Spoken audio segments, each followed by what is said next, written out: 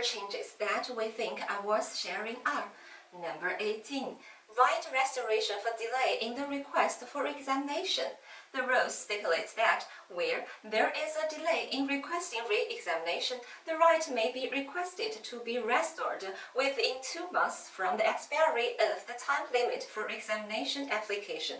Number 19. Foreign entities can handle some matters on their own. Foreign entities can handle some simple matters on their own without having to commission a patent agency. Number 20. Adjustment of the name of the re-examination and invalidation examination institution. Due to the functional adjustment within the CNIPA, the original rules related to the organization of the Patent Re-examination Board and the interlocutory examination have been deleted. The interlocutory examination proceeding has been regulated in the Patent Examination Guidelines, in which the original examination department has been changed to the examination department. Alright, these are the points of the revised patent law implementing rules that we have summarized.